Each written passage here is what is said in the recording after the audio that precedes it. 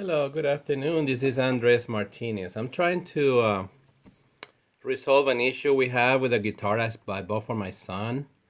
It's a Tatay from Spain. It says 1940s, but I don't really sure what year it is. So I bought it from Reverb company, from a private entity, I think. And they sent me an email indicating I need to send a video or some audio confirmation of what's wrong with the guitar. So basically I paid $380 for this very old guitar, and the looks on the outside, it's okay. I mean, the looks is okay, but we have couple issues that it should not be on a guitar that is cataloged as excellent.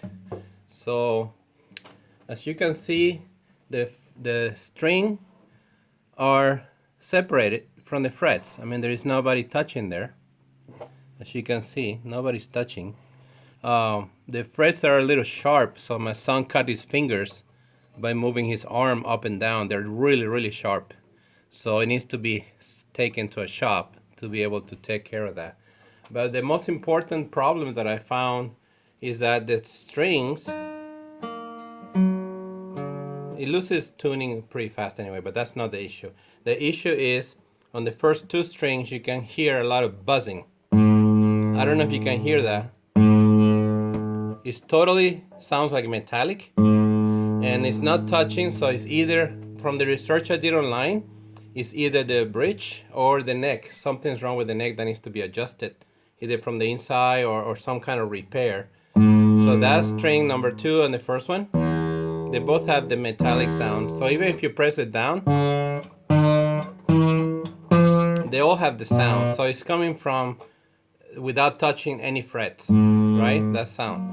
So that's unacceptable because you're playing and that sounds horrible, right? For a Tatay guitar, especially if you spend $380 for this. That's why I need to send it back, so I can buy something. I don't care if it's cheaper or more expensive, but it sounds good because my son is starting to learn how to play guitar. And when I die, this is gonna be like a heirloom, like something he's gonna remember me by.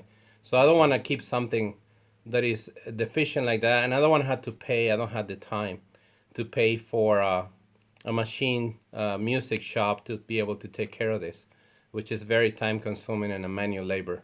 So that's why I need to return it.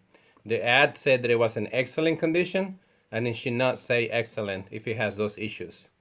It should say it needs some work on the strings so that when people buy, they know what to expect. Thank you very much for listening, Reverb.